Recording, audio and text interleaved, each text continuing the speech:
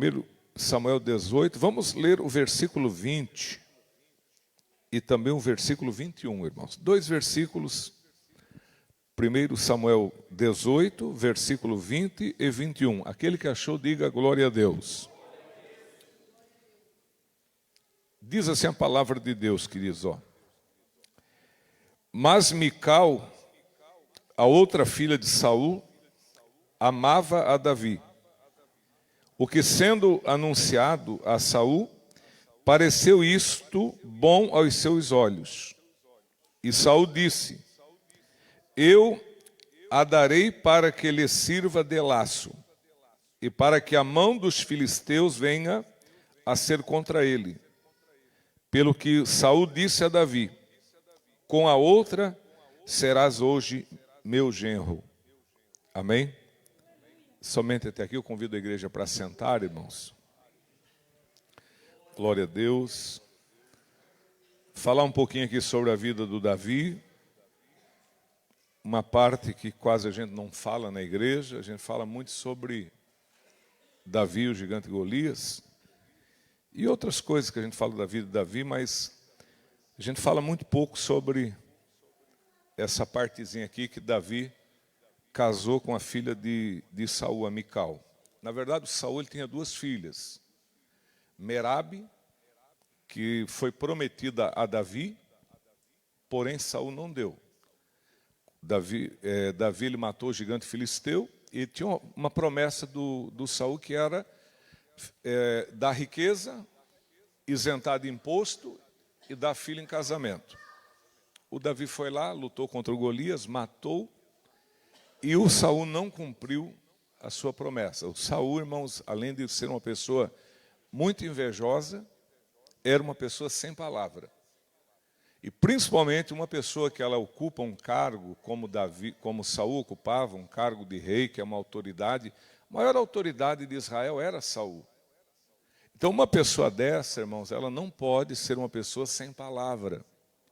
Ela não pode ser uma pessoa que prometa e que não cumpra, que não faça aquilo que prometeu. Então Davi foi lá, matou Golias. Na hora de receber a recompensa, não teve recompensa. No que me consta, não ganhou riqueza, não ganhou isenção de impostos, porque a Bíblia silencia sobre isso, e casar com a Merabe, que era a filha prometida, muito menos. E o Saul, irmãos, ele passou a ter uma inveja tão grande do Davi, e essa inveja, ela chegou no pico, na altura máxima. Foi um dia que Davi veio de uma batalha contra os filisteus, e ele estava entrando em Jerusalém com o exército de Israel, e havia as mulheres. Os irmãos sabem que é normal as mulheres ovacionar alguns tipos de pessoa. Então a gente vê mulheres que ovacionam cantores, atores, jogadores de futebol, né? Então, cada um no seu quadradinho. A menina é do mundo, ela ovaciona o músico lá que canta, o cantor que canta funk. A menina é do mundo, ela ovaciona o jogador de futebol, o atleta de UFC, o corredor de Fórmula 1, porque está naquele quadradinho do mundo. Já as mulheres do povo de Deus, as jovens, quando viram Davi era solteiro, imagine, um cara solteiro, né? A Bíblia diz que Davi era bonito. O Davi era corajoso à beça. Matou o leão, matou o urso, matou Golias. E aonde ele ia no campo de batalha contra os filisteus, ele arrebentava, irmão. Então era um cara, digamos assim, que era objeto de desejo das mulheres, das jovens daquela época. Toda jovem sonhava em casar com Davi. Se algum dia alguém aqui sonhou em casar com Tarcísio Meira, com Tony Ramos e vai por aí afora, as mulheres em Israel, o sonho de consumo delas era Davi, o desejo era casar com Davi. E quando Davi está entrando em Jerusalém, elas improvisam uma pequena música. Irmão, é aquilo que a gente chama hoje, como é que chama uma musiquinha pequenininha que é feita hoje? Tem um nome específico, como é que é? Tem um... Ninguém lembra? Mas tem um nomezinho que a gente fala, uma coisinha pequena. Então, elas improvisaram uma musiquinha mais ou menos assim, ó. Saul feriu milhares, batucando, tocando lá um instrumentozinho, Saul feriu milhares, porém Davi 10 milhares. E aí fizeram um corinho, Saul matou milhares, Davi 10 milhares, e começaram a cantar e se alegrar. Quando Saul viu que as mulheres estavam exaltando, louvando, ovacionando Davi, ele ficou muito triste. Ele falou: bom, o que está faltando para esse cara? Só o trono. Amanhã ou depois, ele vai tomar meu lugar aqui, vai ficar aqui no trono e eu vou ser deposto. Então não falta mais nada para esse cara. E aí Saul passou a ter um ódio grande do Davi. E Saul desejava matá-lo, irmãos. Olha que absurdo. Não sei se algum dia você desejou matar alguém, espero que nunca tenha passado isso pela tua cabeça, porque é uma coisa maligna. E aí o Saul desejou matar, vou matar esse cara antes que ele tome o meu lugar. E aí, como ele tinha uma filha mais nova, chamada Mical, e a menininha também estava apaixonadinha, como diz aqui o versículo 20, E ela, certamente, conversando com as amigas, ai, sabia que estou apaixonada pelo Davi, eu amo Davi, Davi é tão assim, tão assado. As amiguinhas vai, conta para um, conta para o outro, conta para o pai, conta para a mãe. De repente, a conversa chegou nos ouvidos dos servos do Saul. E os servos de Saul disseram assim: ó, tu sabia que a tua filha mais nova, a Mical, é apaixonada por Davi? Foi aí que Saul teve a brilhante ideia: vou usar ela como um laço. Vou usar ela como um instrumento para destruir Davi. E aí ele fez um propósito, fez um plano. Ele disse: eu vou chamar Davi, vou dizer que a minha filha é apaixonada por ele e vou fazer um propósito com ele. Se ele conseguir matar 100 filisteus e trazer o prepúcio, quem sabe o que é o prepúcio, diga amém. Quem não sabe, procura no Google, tá? Se ele conseguir matar 100 filisteus e trazer os 100 prepúcios aqui, eu dou a filha em casamento. Aí chamou Davi e disse: olha, é o seguinte, quer casar com a filha? É assim, 100 prepúcios de filisteus e a filha é tua. Naquele tempo, o pai usava a filha como moeda de troca. Irmã, tu não sabe como você é feliz tendo nascido nesse tempo. Um tempo em que você é livre para escolher com quem namora, com quem casa. Um tempo em que você é livre para escolher onde mora, porque nem sempre foi assim. Hoje existem movimentos feministas que não são movimentos aprovados por Deus, mas eu até entendo a revolta de algumas feministas. Quando elas começam a consultar os anais da história e elas veem a barbaridade que as mulheres sofreram, usada como moeda de troca, muitas das vezes, para cumprir interesse de pai, interesse de marido, há uma revolta. Então, há até um entendimento da minha parte dessa revolta dessas feministas, embora o movimento não seja aprovado por Deus, mas não tiro a razão de algumas delas ter esse sentimento de revolta, porque nem sempre a mulher teve o respeito e a dignidade, não que a mulher não seja digna, mas nem sempre ela foi tratada de forma digna pelos homens, meus irmãos. Nos dias de hoje nós não temos esse problema. A mulher canta, a mulher prega, a mulher fala das suas ideias, a mulher propõe, a mulher sugere, a mulher determina. Nós temos mulheres em vários lugares trabalhando, mulheres engenheiras, mulheres médicas, mulheres advogadas, policiais, delegadas, missionárias, pregadoras do Evangelho. E olha, meus irmãos, existem mulheres que elas fazem um trabalho muito mais excelente que o trabalho de um homem. Com mais zelo, mais amor, mais dedicação. As mulheres estão mostrando o seu valor na área profissional.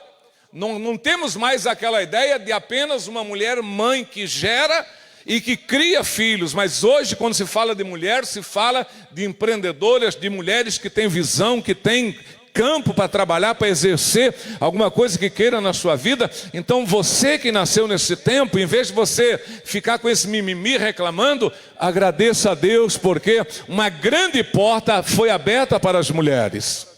Amém? Então nem sempre foi assim. Aí o que o Saul faz? Usa a filha como moeda de troca. Ele quer matar Davi, daí ele pensa: vou usar a filha, vou dizer que dou em casamento, vou pedir 100 prepúcios de filisteus. Ele vai lá, os filisteus vão passar peixeira no bucho dele, vai morrer, eu fico com a filha e o cara vai para o cemitério, acaba a minha, digamos assim, a minha ansiedade por causa dele. Mas, irmão, Davi O homenzinho não era fácil. O Saul pediu 100 prepúcios. Vocês lembram quantos ele trouxe? 200. Irmão, por cada prepúcio daquele é um filisteu que morreu. O Saul pediu 100. Ele foi lá e matou 200. Colocou os prepúcios num saco, numa bolsa, sei lá. Chegou dentro do Saul e disse, está aqui, tu pediu 100, te trouxe 200. O homem era corajoso. Não é à toa que até hoje Israel venera, não no sentido de adorar, mas respeita a memória de Davi. Um homem de grande coragem, né? Então, realmente era corajoso. Quando Davi trouxe os prepúcios, imediatamente o Saul deu a filha, né? E aí o Saul ele começou a pensar uma outra maneira de matar o Davi. Falou, essa aí não deu certo, mas é o seguinte, eu mesmo vou matar. Aí quando foi uma noite, irmãos, ele mandou os guardas ficarem atentos, não deixar o Davi sair do quarto, o Davi estava dormindo, e ele pediu para os guardas ficar atentos, não deixar o Davi sair do quarto, que pela manhã ele queria matar o Davi. A menina Mical, a esposa, descobriu. Ela falou, olha, Davi, papai quer te matar. Então você não pode ficar mais aqui, você tem que fugir. Aí o que ela fez? Ela pegou uma estátua, veja que ela amava Davi. Ela amava Davi. Se ela não amasse, ela não teria feito o que ela fez. Ela pegou uma estátua, colocou na cama, cobriu com um cobertor, desceu Davi pela janela. E Davi entrou na mata e fugiu, irmãos. Quando amanheceu o dia, Saul viu que foi enganado pela filha, ficou furioso pela filha, a um ponto de matá-la. Porém, ela, para livrar o couro, ela falou, papai, eu fiz isso porque ele disse que se eu não fizesse assim, ele me matava. Mentira, claro, ela fez por amor. Então, era uma esposa apaixonada, quem consegue entender?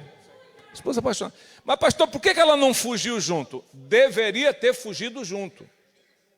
Deveria ter... Quando Davi desceu pela janela, ela deveria ter descido junto pelaquela janela e fugido com Davi, porque Davi era o esposo. Mas ela não fugiu, ela ficou no palácio. Por que será?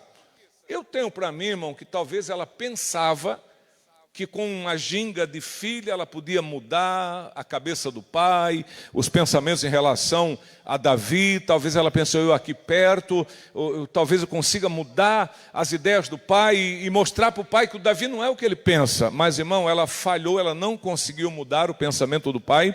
Tem pessoas, irmãos, que você pode falar o que quiser, que elas não mudam.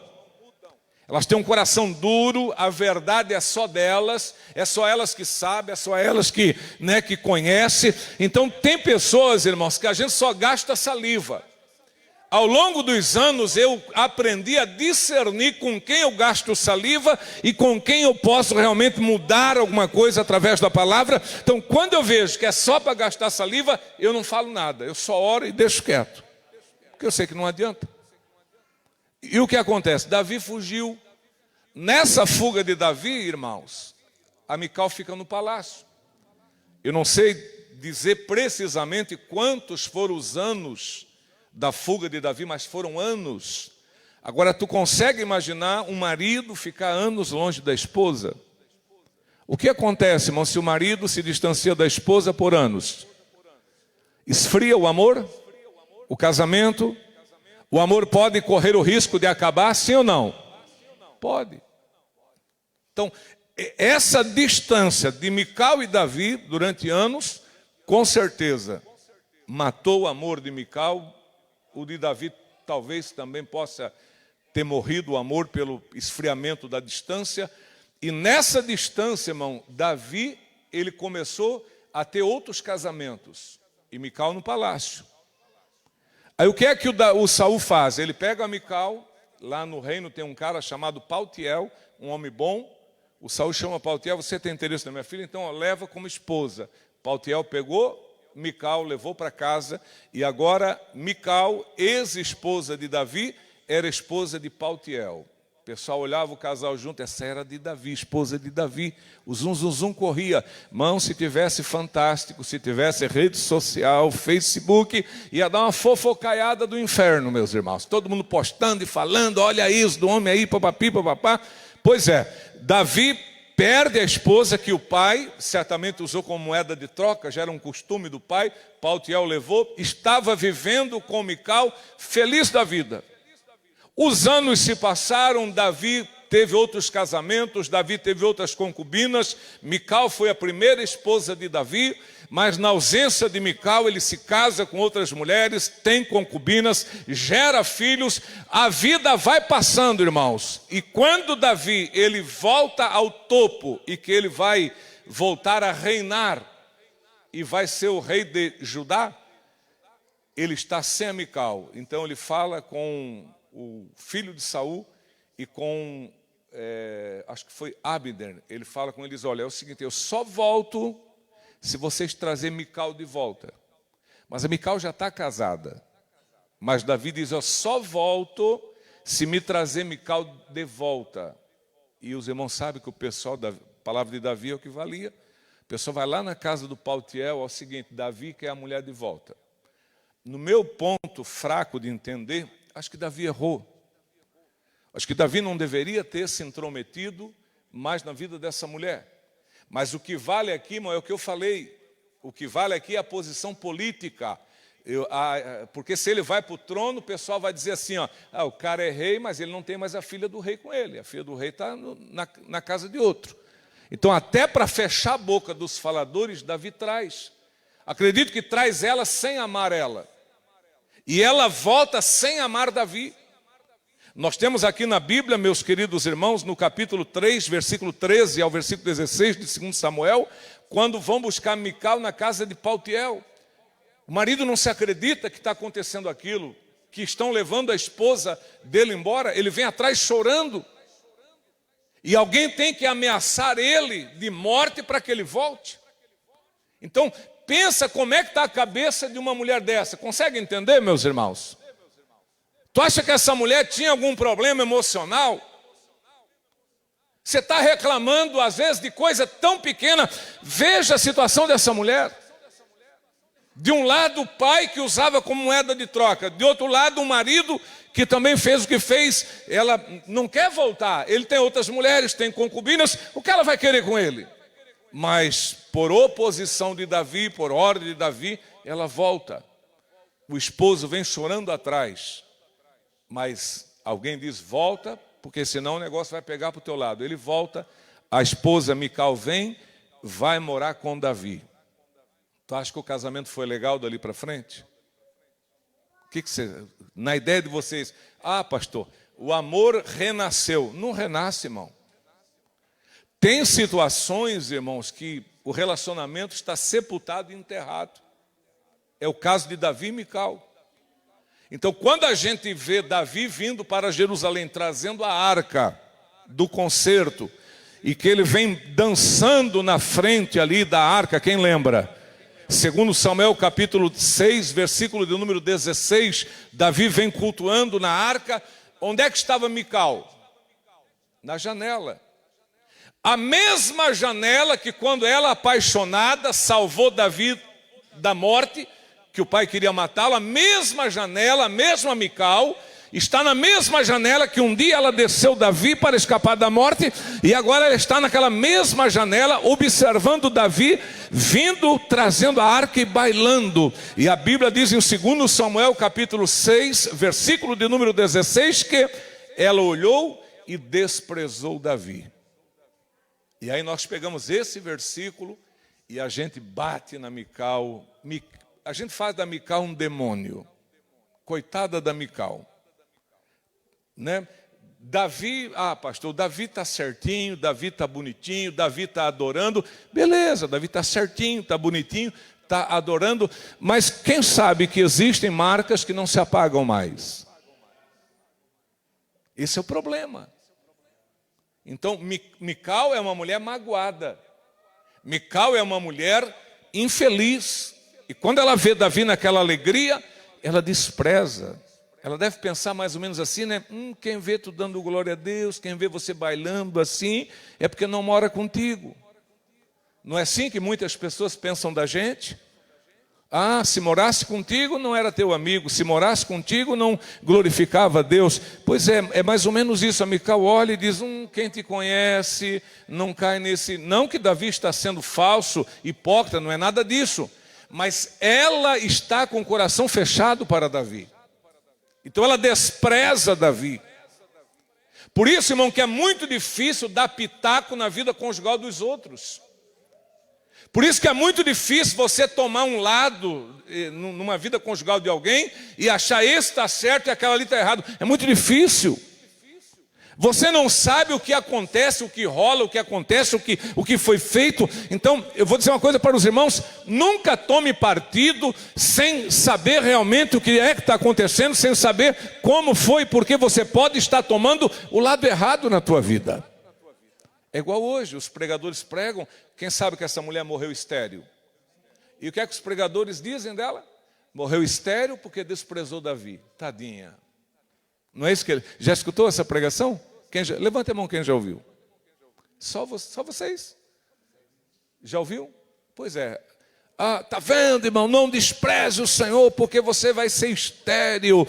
Mical morreu estéril porque desprezou o esposo. E papapi, e batem, e falam. Meu irmão, essa mulher foi casada com Davi há alguns anos, nunca engravidou. Ficou casado com Paltiel anos, nunca engravidou. Aí porque ela faz um comentário errado, na verdade... Aí Deus vai castigá-la. Não, irmão, ela já era estéril a vida toda. Se você entrar em qualquer livro, ouvir muitos pregadores, vão afirmar que a esterilidade dela é causa do desprezo a Davi. E eu lhe afirmo que não, meus. Essa mulher era estéril. E graças a Deus que ela foi estéril, porque a Merabe, irmã dela, teve 5 filhos. E sabe onde é que foi parar os 5 filhos da Merabe? Na ponta de uma corda, enforcados, junto com o filho de Rispa, que Davi entregou à morte. Talvez se ela tivesse gerado, o filho poderia também ter acontecido alguma coisa. Irmão, Deus sabe o melhor para a gente, meus irmãos. Se você não engravidou, se você teve 1 ou mais filhos, Deus sabe o que tem de melhor para nós. Quem consegue entender a vontade de Deus na sua vida, levante essa mão e diga glória a Deus. Então, é muito fácil, irmão, vir aqui pregar, dizer que a Merabe, que a Mical, ela ficou estéril por causa que ela desprezou Davi. Nada disso, mas ela sempre foi estéril, né? Viveu anos com Davi, não engravidou, ficou anos com Paltiel, não engravidou, voltou para Davi, morreu sem gerar. O comentário dela foi infeliz? Foi. Mas você não vê na Bíblia dizendo que Deus a castigou. Irmão, se Deus fosse castigar cada um de nós por comentário que a gente fez, a gente vivia no pó aí, meus irmãos, porque todos nós aqui, já fizemos comentários diversos sobre alguém, sobre uma situação, e Deus não fez nada com a gente. Por quê? Porque Deus é bom, meus irmãos.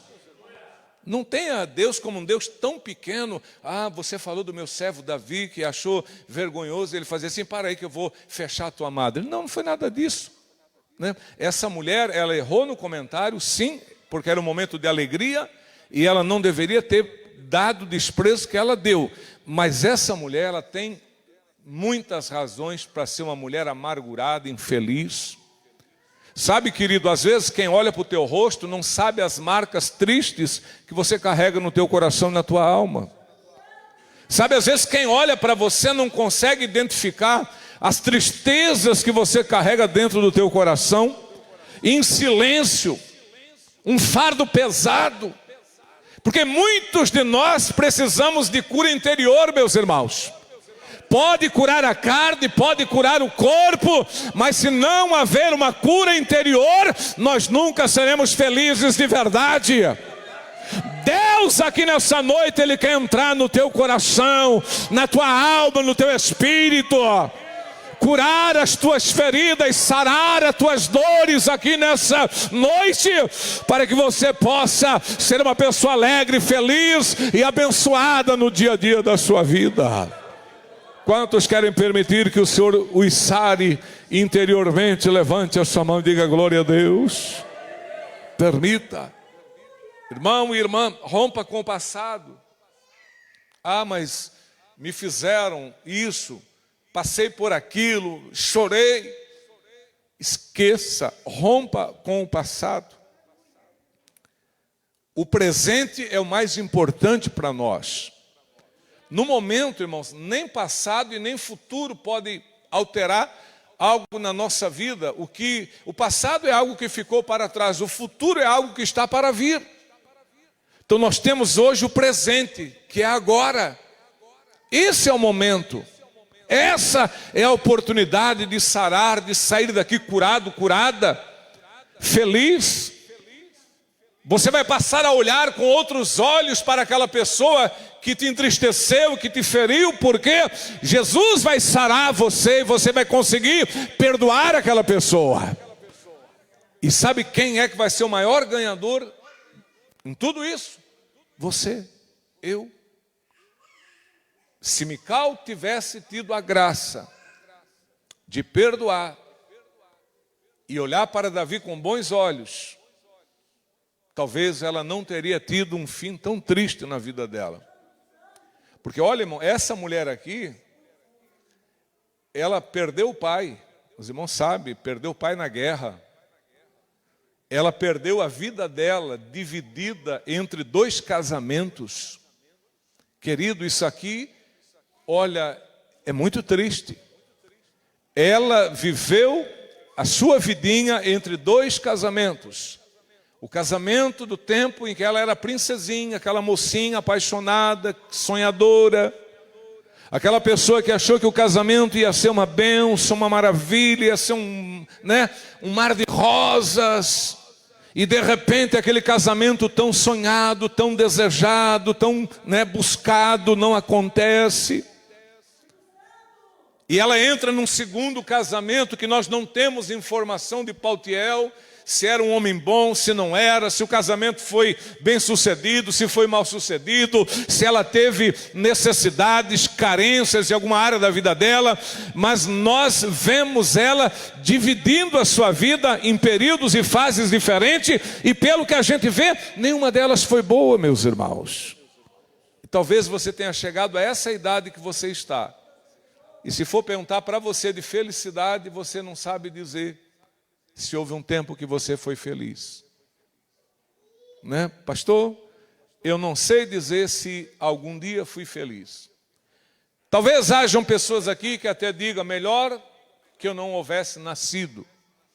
Não diga isso. Por mais difícil que você tenha passado na sua vida, por mais difícil que a tua vida esteja nesse momento, não diga isso. Se você nasceu, é porque Deus permitiu. É porque Deus tem alguma coisa na sua vida. Aleluia. E vamos nos apegar, irmãos, que aqui é apenas passagem. Isso aqui amanhã ou depois vai terminar, meus irmãos. E nós vamos para um lugar que vai ser perfeito. Um lugar que não haverá tristezas, que não haverá dores, que não haverá morte. Um lugar que não haverá lágrimas, um lugar em que as coisas velhas ficarão para trás para sempre, meus amados irmãos. Quem é que está se preparando para esse maravilhoso dia? Oh, levante a sua mão, glorifica o nome do Senhor aqui nessa noite. E Pandalamastia, aleluia, levante a sua mão, glorifica o nome do Senhor. Deus vai tirar essa dor do teu coração, Deus vai tirar essa mágoa do teu coração, Deus vai te sarar, você vai sair daqui de cabeça levantada, você vai sair daqui renovado e renovada na presença de Deus, você vai sair daqui nesta noite com uma porta grande, nova, aberta para você, você vai sair daqui nessa noite com uma nova experiência na presença de Deus, você vai sair daqui nesta noite sabendo que Deus nunca te abandonou, que sempre te amou e cuidou de você. E nessa noite Ele está te dando algo novo na tua vida aqui nesse lugar. Quantos conseguem crer? Diga graças a Deus. Não fique perdido num tempo em que você só tem dores, tristezas, mágoas. Houve uma mulher na Bíblia que até o nome dela ela achou melhor mudar. Teve um homem chamado Jó que disse: maldito seja o dia que eu nasci.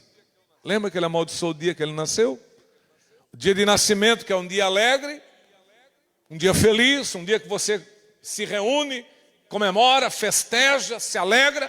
Jó disse: maldito seja esse dia. Muita luta, muita aflição. Então ele disse: antes minha mãe não tivesse dado à luz, antes eu tivesse sido um aborto. Lembra que ele pediu para ser um aborto? Eu deveria ter nascido morto. Mas ele teve tantas alegrias e agora, por causa de um período triste, ele está amaldiçoando a vida dele. Ele teve tantas felicidades e agora, no momento, numa fase difícil, ele está dizendo que preferia não haver nascido, preferia ter sido um aborto.